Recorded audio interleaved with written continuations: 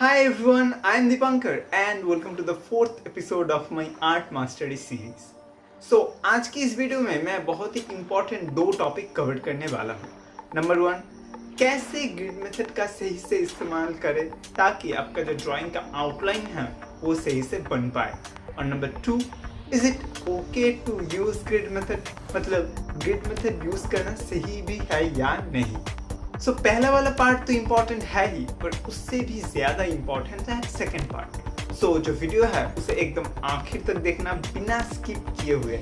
और हाँ, अगर आप लोग मेरे चैनल में नए हो तो मुझे सपोर्ट करने के लिए मेरे चैनल को ज़रूर सब्सक्राइब करना. तो चलो अब जो ट्यूटोरियल है उसे स्टार्ट करते हैं.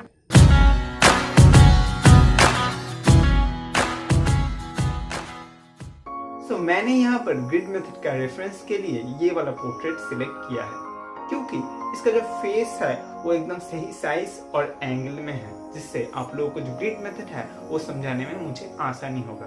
और इसके नेक्स्ट वाले जो ट्यूटोरियल्स होगा उसमें मैं इसका शेडिंग जो है वो भी सिखाने वाला हूँ आप लोगों को. तो उसके लिए ये वाला जो पोर्ट्रेट है वो एकदम परफेक्ट है. तो step number 1, open grid maker app. मैं ग्रिड मेकर ऐप का जो लिंक और जो रेफरेंस फोटो का डाउनलोडेबल लिंक है वो नीचे डिस्क्रिप्शन बॉक्स में डाल दूंगा ताकि आप लोग वहां से इसे डाउनलोड भी कर पाओ और इस्तेमाल भी कर पाओ. सबसे पहले जो ग्रिड मेकर ऐप है उसे ओपन कर लेना है. उसके बाद एकदम लेफ्ट में ऊपर जो फाइल वाला आइकॉन है उसे क्लिक करते हुए हमें जो रेफरेंस फोटो है उसे इंपोर्ट कर लेना है. मनचाहे साइज में ग्रिड बनाने के पहले मैं यहाँ पर बता दूं कि इस ऐप कौन सा आइकॉन क्या काम करता है. सबसे पहले जैसे कि मैंने बताया कि फ़ोटो इंपोर्ट करने के लिए, सेकंड है काम हो जाने के बाद सेव करने के लिए, थर्ड वाला है प्रिंट करने के लिए, एंड फोर्थ एंड फिफ्थ है नंबर ऑफ रोज़ और कॉलम्स, मतलब कितना रोज़ होगा और कितना कॉलम होगा जो ग्रिड है उसमें वो डिसाइड करने के लिए. और एकदम लास्ट वाला जो है वो है ग्रिड का कलर डिसाइड करने के लिए. अब आता है नीचे का लाइन. फर्स्ट वाला जो ऑप्शन है वो लाइन का जो थिकनेस है वो डिसाइड करने के लिए, और बाकी राइट साइड में जो ऑप्शंस है वो ब्लैक एंड वाइट बनाने के लिए, या फिर स्क्वायर बनाने के लिए जो ग्रिड है उसे, या फिर क्रॉस ग्रिड बनाने के लिए, या जो ग्रिड्स है उसमें जो नंबरिंग किया जाता है उसके लिए.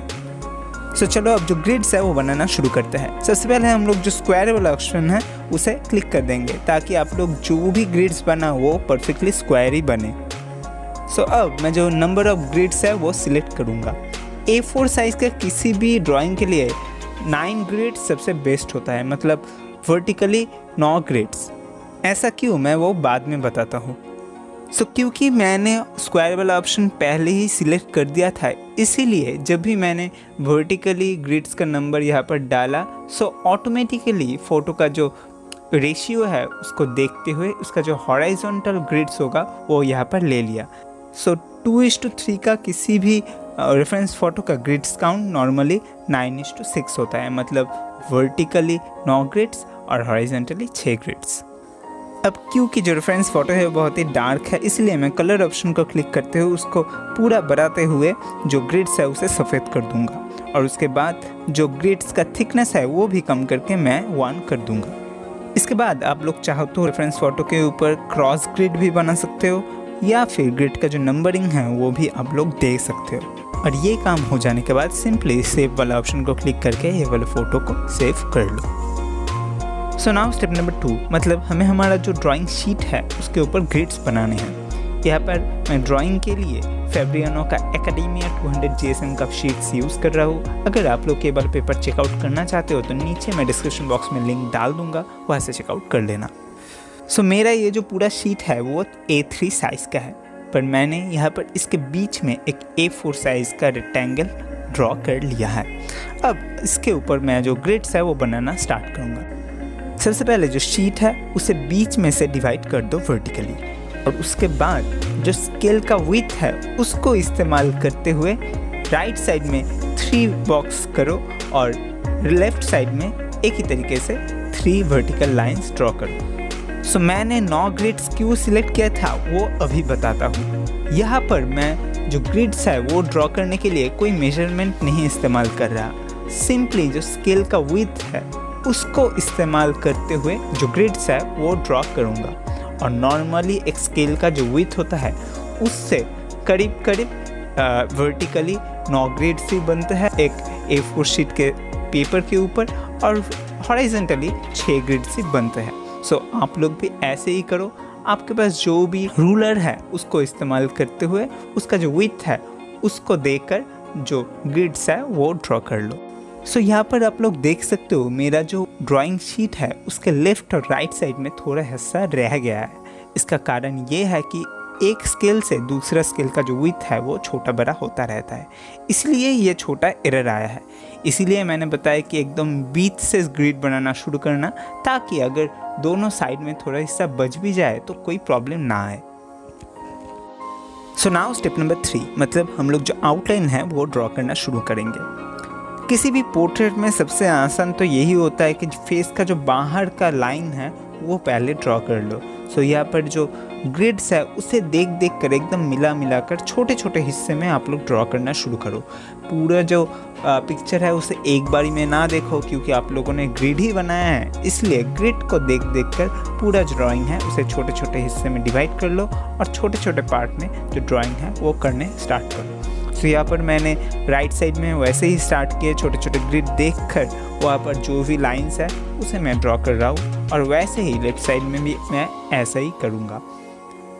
ठीक सेम तरीके से मैं फेस का जो बाहर का लाइन है जो मुझे दिख रहा है वो ठीक वही से मैं ड्रॉ करना स्टार्ट करूँगा जहाँ पर ग्रिड के ऊपर गया है। ये एकदम बहुत ही ज़रूरी है कि ग्रिड से जहाँ से भी जो आउटलाइन है वो गया है ठीक वही से ही आपका जो ड्राइंग शीट है उसके ऊपर भी जाए। अगर वो इधर उधर हो गया तो आपका जो पूरा ड्राइंग है उसका भी प्रोपोर्शन हिल जाएगा। तो एकदम देख देख कर मेजर कर कर के एकदम जो चीज़ जहाँ है ग्रिड में ठीक वैसे ही आपका जो ड्राइंग शीट है उसके ऊपर वैसे ही ड्रॉ करो। सो जो बाहर का आउटलाइन है वो जब अच्छे से हो जाए उसके बाद आप लोग जो भीतर का पोर्शन है वो ड्रॉ करना शुरू कर सकते हो। सो जैसे कि आप लोग देख सकते हो कि रेफरेंस फोटो में मैंने क्रॉस ग्रिड बनाया था, पर मेरा जो ड्राइंग शीट है उसके ऊपर मैंने क्रॉस ग्रिड नहीं बनाया। सो ये एक ट्रिक है, आपके ड्राइंग में सिर्फ जिस जिस जगह पे क्रॉस ग्रिड चाहिए सिर्फ उसी जगह पर क्रॉस ग्रिड बनाओ, वरना आपका जो पूरा ड्राइंग है वो बहुत ही मेसी हो जाएगा ग्रिड से। सो जितना हो सके कम क्रॉस ग्रिड जो है वो बनाओ। मैं यहाँ पर जो आँख, नाक और मुंह है उस एरिया में क्रॉस ग्रिड बना लिया है, क्योंकि उसका जो प्रोपोर्शन और उसका जो पोजीशन है वो एकदम परफेक्ट होना चाहिए। तो इसीलिए मैं सिर्फ वही पोजीशन में क्रॉस ग्रिड बना के उसका आउटलाइन स्टार्ट करूँगा। सो यहाँ पर देख सकते हो कि क्रॉस ग्रिड को देख देख कर मैं यहाँ पर आँख और नाक जो है वो ड्रॉ कर रहा हूँ। क्रॉस ग्रिड से हमें एक्स्ट्रा हेल्प होता है। सो क्रॉस ग्रिड आप लोग इस एरिया में ड्रॉ कर सकते हो, पर हर जगह करने मत बैठ जाना, उससे जो पूरा ड्राइंग है वो ख़राब हो जाता है, और अगर आप लोग उसे इरेज भी कर दो तो उसका लाइंस रह जाता है। तो जितना हो सके कम ग्रिड से इस्तेमाल करो और क्रॉस ग्रिड तो एकदम ही कम करो। सो किसी भी ड्राइंग में आउटलाइन ड्राइंग बहुत ही इम्पॉर्टेंट होता है, इसीलिए इस स्टेप में बहुत ज़्यादा टाइम दो, क्योंकि अगर आप लोग का जो ड्राइंग है उसका आउटलाइन ठीक से नहीं बनेगा तो आप लोग जितना भी शेडिंग कर लो वो परफेक्शन नहीं आएगा। सो जितना हो सके उतना ज़्यादा जो रेफरेंस फ़ोटो है उससे मैच कर करके जो आउटलाइन है वो आप लोग ग्रिड के इस्तेमाल से ड्रॉ करो, और ड्राइंग करने के लिए एकदम ही हल्के वाला पेंसिल यूज़ करो। मैं तो यहाँ पर मैकेनिकल पेंसिल का इस्तेमाल कर रहा हूँ, आप लोग HB या फिर 2B पेंसिल का भी इस्तेमाल कर सकते हो। सो मैं यहाँ पर ड्राइंग के साथ साथ जो लाइट एंड शेडो है उसे भी थोड़ा मार्किंग कर दे रहा हूँ कि इस वाले पोर्शन में लाइट होगा और इस वाले पोर्शन में डार्क होगा। तो आप लोग चाहे तो ऐसे भी कर सकते हो।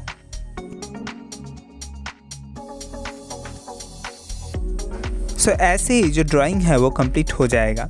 कुछ चीज़ों का ध्यान ज़रूर रखना कि जो रेफरेंस फ़ोटो के ऊपर ग्रिड है उससे आपका जो ड्राइंग शीट के ऊपर ग्रिड है एकदम परफेक्टली मैच करे। रेफरेंस फ़ोटो का जो रेशियो है फ़ोटो का उससे आपका जो ड्राइंग शीट का रेशियो है वो मैच करे, और जो ग्रिड्स है वो बहुत ही हल्के तरीके से आप लोग ड्रॉ करें, ताकि बाद में अगर आप लोग उसे जब इरेज करने जाओ तो इजीली इरेज हो जाए। और जो आउटलाइन ड्राइंग है उसके उसके लिए भी जितना हो सके हल्का पेंसिल का इस्तेमाल करें। सो ये था वीडियो का फर्स्ट पार्ट, जहाँ पर मैंने आप लोगों को समझाने की कोशिश की कि कैसे आप लोग सही तरीके से ग्रिड मेथड का इस्तेमाल कर सकते हो। सो चलो वीडियो का जो सेकंड पार्ट है वो शुरू करते हैं, जिसका टॉपिक है is it okay to use grid method, मतलब ग्रिड मेथड का इस्तेमाल करना सही भी है या नहीं। पहले ही मैं ये बता दूं कि ये वाला जो टॉपिक है वो बहुत ही कंट्रोवर्शियल है, इसलिए मैं जो भी बोल रहा हूँ वो पूरा सुनना और समझने का कोशिश करना। सो ग्रिड मेथड क्या है? ग्रिड मेथड एक ऐसा टेक्निक है जिससे हम एक बड़े पिक्चर को छोटे छोटे हिस्से में डिवाइड कर लेते हैं और उसके बाद हम लोग उसे देख कर छोटे छोटे पार्ट में ड्राइंग कर लेते हैं।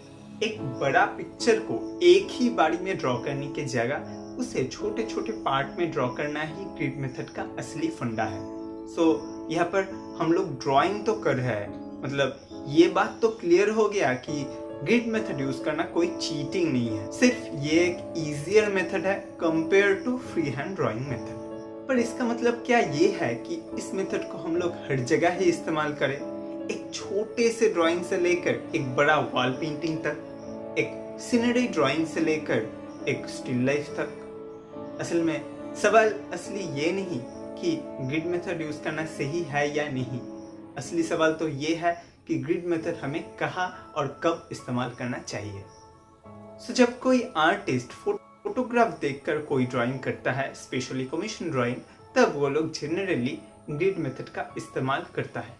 पर हर वक्त हर आर्टिस्ट के लिए सेम तरीके की सिचुएशन नहीं होता है। अब मैं यहाँ पर दो आर्टिस्ट का एग्जांपल आप लोगों को देने वाला हूँ ताकि आप लोगों को जो पूरा सिचुएशन है वो अच्छे से समझ में आए। नंबर 1 आर्टिस्ट रमेश और नंबर 2 आर्टिस्ट सुरेश। सो हमारा जो रमेश भैया है वो सिर्फ और सिर्फ ग्रिड मेथड का ही इस्तेमाल करता है ड्राइंग के लिए, और उससे उनको अच्छा कमीशन वर्क भी मिल जाता है और उसके साथ साथ उनका नाम भी है, उनको सोशल मीडिया में लाइक और कमेंट्स भी बहुत मिल जाता है। दूसरी ओर है हमारा सुरेश भैया। सुरेश ग्रिड मेथड का इस्तेमाल करने के साथ साथ आर्ट का जो बाकी टेक्निक्स है वो भी सीखने की कोशिश कर रहा है, जैसे कि लूमिस मेथड वो सीखने की कोशिश कर रहा है, ऑब्जर्वेशन से ड्राइंग करने की टेक्निक समझने की कोशिश कर रहा है, और उसके साथ साथ जो मेजरमेंट टेक्निक है वो भी जानने की कोशिश कर रहा है।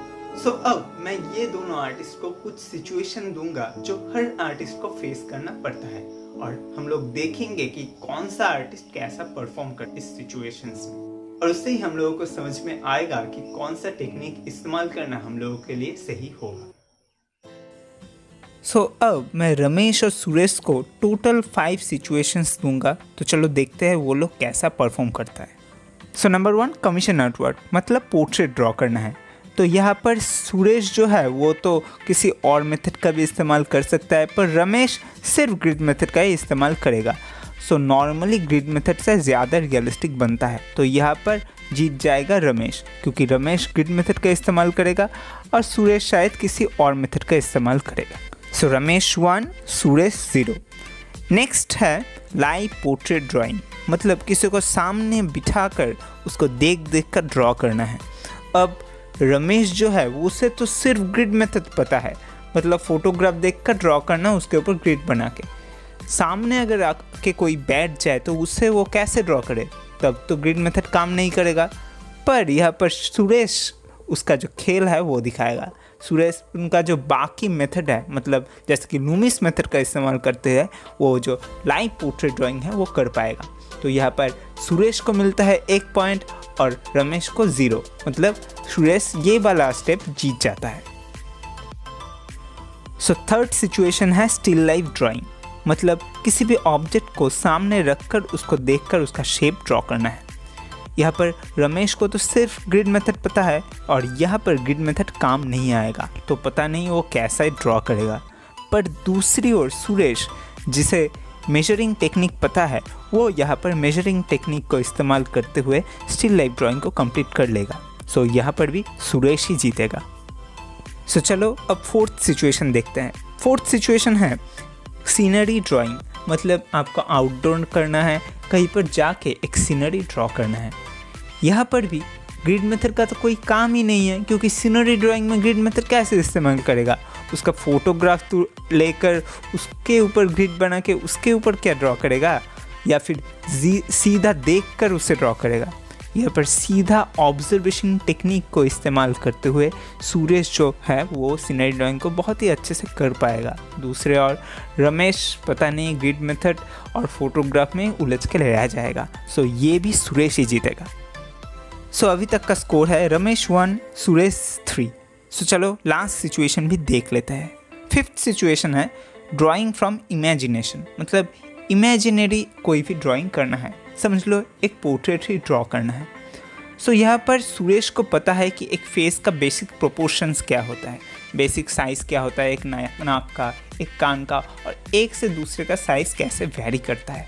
दूसरी ओर जो रमेश है वो तो सिर्फ ग्रिड मेथड से लाइंस ड्रॉ कर रहा था, उन्हें तो नहीं पता है कि साइज़ क्या होता है नाक का या फिर कान का, वो तो सिर्फ लाइन को देख कर ग्रिड मेथड से ड्रॉ कर रहा था। सो यहाँ पर भी सुरेश इमेजिन करके जो फेस है वो ड्रॉ कर पाएगा। दूसरी ओर जो रमेश है वो ग्रिड मेथड से अगर कर भी ले तो उतना अच्छा नहीं बनेगा।